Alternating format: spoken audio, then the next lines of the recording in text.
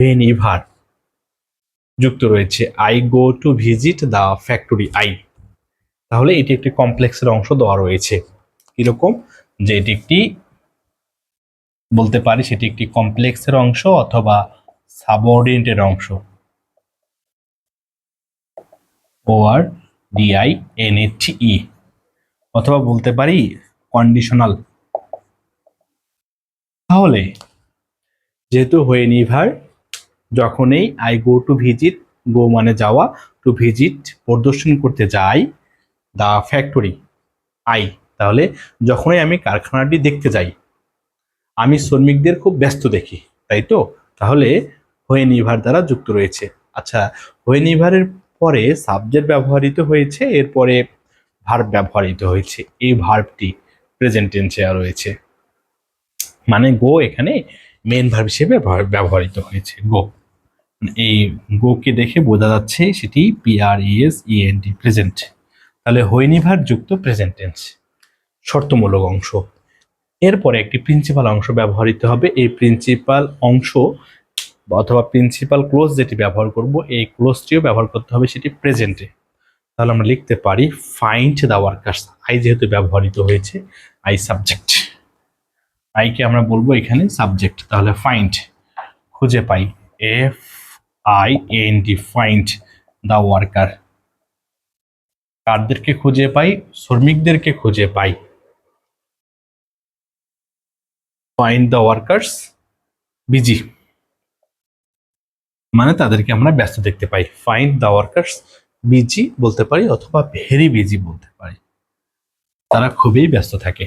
তাহলে হোয়েনিভারে যে নিয়মটি রয়েছে, হোয়েনিভার একটি শর্তমূলক অংশ বা সাবঅর্ডিনেট বলতে পারি, কমায়ের পরে একটি প্রিন্সিপাল ব্যবহৃত হবে এবং হোয়েনিভার যুক্ত যে ক্লোজটি ব্যবহৃত হয়েছে এটি দেখতে হবে কোন টেন্সে রয়েছে, সেটি প্রেজেন্টে রয়েছে না পাস্টে রয়েছে। যখন প্রেজেন্টে থাকবে এরপরে যে প্রিন্সিপাল ক্লোজটি ব্যবহৃত হবে এই প্রিন্সিপাল ক্লোজটিও প্রেজেন্টে লিখতে হবে। তাহলে এই নিয়ম কিন্তু আমাদের দিনাজপুর বোর্ডে একটা আসবেই আসবেই আসবেই এবং আসতে হবে। আচ্ছা, এর পরবর্তীতে ইউ আর নাও সিক, মানে তুমি এখন অসুস্থ, তুমি এখন অসুস্থ। কল মি, আমাকে ডাকো, ইন কেস। আচ্ছা, ইন কেসের পরে একটা ক্লোজ ব্যবহৃত হবে, মানে ইন কেস প্রয়োজন হলে আমাকে ডাকো। তাহলে কল মি, আমাকে ডাকো, ইন কেস আমরা এখানে লিখতে পারি ইউ নিড এনি হেল্প, যদি তোমার কোনো প্রয়োজন পড়ে তাহলে আমাকে তুমি ডাকতে পারো। তাহলে ইন কেসের পরে একটা ক্লোজ ব্যবহৃত হবে। কি বললাম, ইন কেসের যে নিয়মটি রয়েছে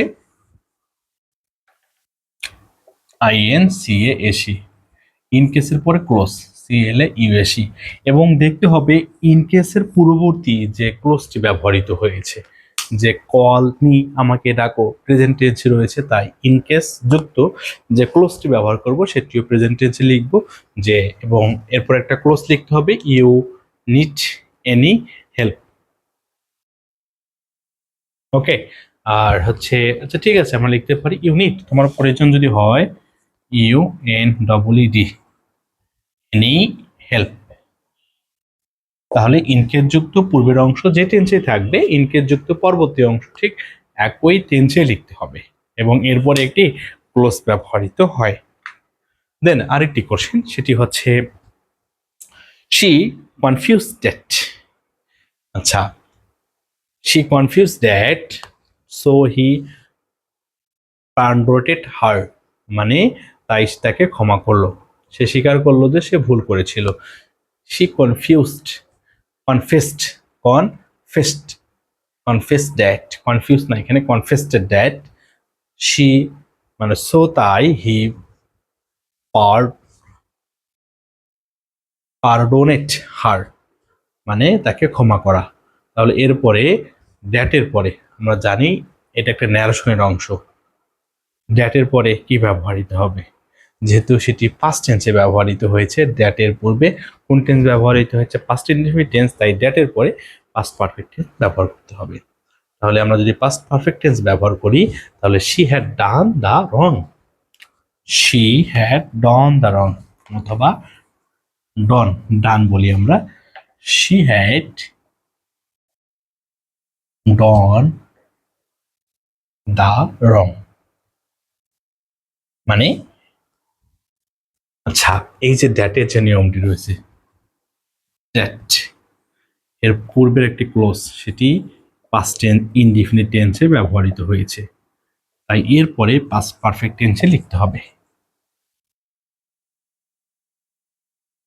এবং পাস্ট পারফেক্ট টেন্সের স্ট্রাকচারটি হলো সাবজেক্ট প্লাস হ্যাড প্লাস ভার্বের V3 ফর্ম প্লাস এক্সটেনশন আমাদের লিখতে হবে। আচ্ছা, তার পরবর্তীতে আরেকটি কোশ্চেন, যে ইট ওয়াজ ভেরি কোল্ড, মানে খুবই ঠান্ডা বা প্রচন্ড ঠান্ডা। They had to put one arm cloth so that. আচ্ছা, এই যে সো দ্যাটের একটা নিয়ম রয়েছে, so that, in order that, that, so that, in order that, that, তাহলে so that, in order that এবং that, so that, in order that এবং দ্যাট। তাহলে দেখতে হচ্ছে কি, they had to put one arm clothes, মানে পরিধান করেছিল গরম পোশাক, সো দ্যাট, যাতে করে।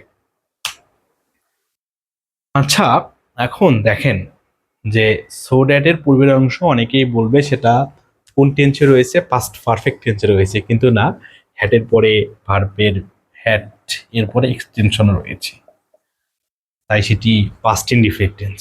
বোঝাতে পারলাম? এটি পাস্ট ইনডিফিনিট টেন্স। তাহলে কাজ কি করতে হবে, সো দ্যাট এর পরে পাস্ট পারফেক্ট টেন্স লিখতে হবে। তাহলে আগে ভালোভাবে পড়তে হবে কোশ্চেনটি। ইট ওয়াজ ভেরি কোল্ড, খুবই ঠান্ডা। যদি খুবই ঠান্ডা হয় তাহলে প্রোটেক্ট করার জন্য আমরা পোশাক পরতে পারি। তাহলে লিখতে পারি দে হ্যাড, তারা, had to, has to, had to, এরপরে ভার্বের বেস ফর্ম ব্যবহৃত হয় পুট, ভার্বের বেস ফর্ম ওয়ান আর্ম, তারা পরিধান করেছিল ক্লথ, পোশাক, সো দ্যাট, যাতে করে, দে পুট। তাহলে যেহেতু হচ্ছে আমরা বলতে পারি, তাহলে সো দ্যাটের পূর্বের অংশ পাস্ট টেন্সে রয়েছে, এরপরে সো দ্যাট এর পরে সাবজেক্ট ব্যবহার করতে হবে প্লাস হ্যাড প্লাস ভার্বের V3 ফর্ম ব্যবহার করতে হবে। তাহলে আমরা বলতে পারি দে হ্যাড প্রোটেক্ট, কি লিখতে পারি যে they had PRO protect, TECTED, they had protected. হ্যাঁ, ইডি যুক্ত করে দিলাম দেমসেলফ, এই অংশটুকু লিখলেও হবে। নতুবা আমরা কি বলতে পারি যে they could protect themselves from cold, মানে ঠান্ডা থেকে। ওকে, তাহলে আমরা এই নিয়মটা যেহেতু পড়লাম সেহেতু এটা লিখতে পারি দে হ্যাড প্রোটেক্ট দেমসেলফ, যেন তারা তাদের নিজেদেরকে সুরক্ষা রাখতে পারে বা সুরক্ষায় রাখতে পারে। The market is not far, বেশি দূরে নয়, ফার অ্যাওয়ে, বেশি দূরে নয়, ফ্রম হেয়ার, এখান থেকে। It will take them 10 minutes, মানে বাজার এখান থেকে বেশি দূরে নয়, বাজার পৌঁছতে তাদের 10 মিনিট সময় লাগবে। ইট উইল টেক দেম, তাদেরকে 10 মিনিটস। তাহলে এই সেন্টেন্সের মধ্যে একটি ফাইনাইট ভার্ব ব্যবহৃত হয়েছে, উইল টেক। একটা সেন্টেন্সের মধ্যে একটি ফাইনাইট ভার্ব ব্যবহৃত হয়েছে, উইল টেক। এই ভার্বকে আমরা ফাইনাইট ভার্ব বলবো, এরপরে এক্সটেনশন রয়েছে। তাহলে আরেকটি ভার্ব ব্যবহার যখন করব সেটি হবে নন ফাইনাইট। নন ফাইনাইট, তাহলে বলতে পারি কি এখানে যে ইট উইল টেক দেম, পৌঁছাতে 10 মিনিট, 10 মিনিট সময় লাগবে, to reach the market, to reach, reach the market. কত মিনিট সময় লাগবে? তাদের পৌঁছাতে 10 মিনিট সময় লাগবে। তাহলে একটা সেন্টেন্সে একটি ফাইনাইট ভার্ব ব্যবহৃত হলে বাকি ভার্বটি নন ফাইনাইট হবে এবং নন ফাইনাইট যুক্ত করে পরিপূর্ণভাবে অর্থ প্রকাশ করতে হবে।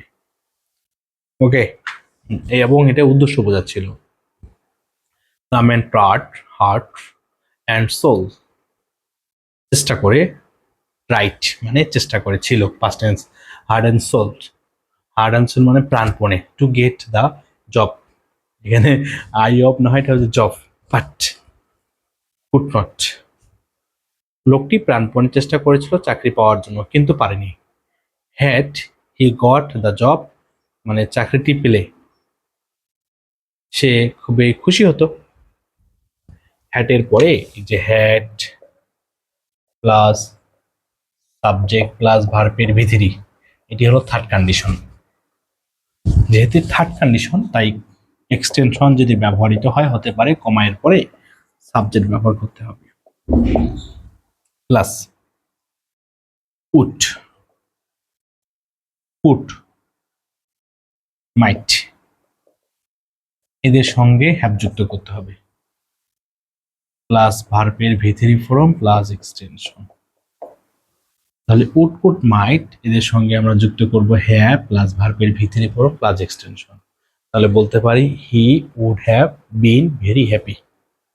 হি would have been very happy. কি লিখতে পারি? হি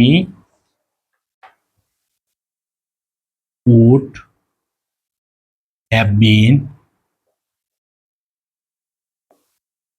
ভেরি হ্যাপি। ওকে, আচ্ছা আরেকটি question. Though we were thirsty, যদিও আমরা তৃষ্ণার্ত ছিলাম, ড্যাশ বলছে দ্য ওয়াটার অফ দ্য বোতল ওয়াজ নট পিওর, মানে বোতলের পানি বিশুদ্ধ ছিল না। আচ্ছা, এই অংশটুকুকে মাথায় রাখার জন্য দো যুক্ত একটা অংশ হচ্ছে দো হি স্পোর থার্স্টি ছিল, তবু আমরা পানি পান করিনি। থার্স্টি থাকার কারণে পানি পান তো করতেই হবে, কিন্তু তারা পানি পান করেনি। তাহলে এখানে অ্যান্সারটি কি হচ্ছে দেখো, দো উই ওয়ার থার্স্টি, আমরা তৃষ্ণার্ত ছিলাম, পাস্ট টেন্স নির্দেশক আমরা যদিও। তাহলে লিখতে পারি we did not drink the water, we didn't drink the water. তাহলে বলতে পারি উই ডিডেন্ট, DRINK, ড্রিঙ্ক মানে পান করা, we didn't drink the water, WATER, water মানে পানি। এখন এই যে ডু ভার্বের পরে ভার্বের বেস ফর্ম ব্যবহৃত হয়েছে, বিষয়টি মাথায় রাখতে হবে। They had to, has to, had to এরপরে ভার্বের বেস ফর্ম ব্যবহৃত হয়। তাহলে এখানে ব্যবহৃত হয়েছে they had to postpone their journey because of, তাহলে এই কারণে। বিকজ অফ এর পরে নাউন ফ্রেশ ব্যবহৃত হয়, বিকজ অফ এর পরে নাউন ফ্রেশ ব্যবহৃত হয়। অফ এর পরে আমরা যেটা জানি প্রিপজিশনের পরে অবজেক্টিভ ফর্ম ব্যবহৃত হয়। তাহলে এরপরে আমাদের ব্যবহৃত হবে noun phrase. They had to postpone their journey, ভারী বৃষ্টির কারণে তাদের জার্নি মানে যাত্রাপথ স্থগিত করা হয়েছিল। Journey because of heavy rain, heavy rain, HEAVY, rain RAIN, ভারী বৃষ্টিপাতের কারণে। তাহলে এই নিয়মটি হচ্ছে কি, বিকজ অফ এর পরে নাউন ফ্রেশ ব্যবহৃত হয় বা অবজেক্টিভ ফর্ম ব্যবহৃত হবে। এবার আসছে what ever. Man is a social being, মানুষ সামাজিক জীব, সো তাই হি ক্যান নট অ্যালওয়েজ, পারে না। Do, he can not, can হলো মডাল ভার্ব, মডাল ভার্বের পরে ভার্বের বেস ফর্ম ব্যবহৃত হয়েছে ডু, আর অলওয়েজ হলো এখানে অ্যাডভার্ব। হোয়াট এভার মানে যা ইচ্ছা তাই করতে পারে না, তাই তো। এখন এরপরে সাবজেক্ট ব্যবহৃত হবে প্লাস ভার্ব ব্যবহৃত হবে, হি লাইকস। তাহলে man is a social beings, মানুষ হচ্ছে সামাজিক জীব, সো তাই he can not always, can not পারে না, অলওয়েজ সর্বদাই, ডু করতে, হোয়াট ইভার মানে তার যা ইচ্ছা তাই সে করতে পারে না। তাহলে হোয়াট ইভার ব্যবহৃত হয়েছে। একটা নিয়ম লিখে নিতে পারো তোমরা যে হোয়াট ইভারের পরে কি ব্যবহৃত হবে, হোয়াট ইভারের পরে সাবজেক্ট এবং ভার্ব ব্যবহৃত হবে হোয়াট ইভারের পরে। তাহলে হি লাইকস, হি হলো থার্ড পারসন সিঙ্গুলার নাম্বার, তাই চারটি হবে, ভার্বটি হবে এস বা ইএস। ইউনাইটেড উই স্ট্যান্ড মানে ঐক্যে বল, আর হচ্ছে বিভক্তিতে পতন, তাহলে বলতে পারি ডিভাইডেড উই ফল, বিভক্তিতে পতন মানে এটা একটা প্রবাদ বাক্য।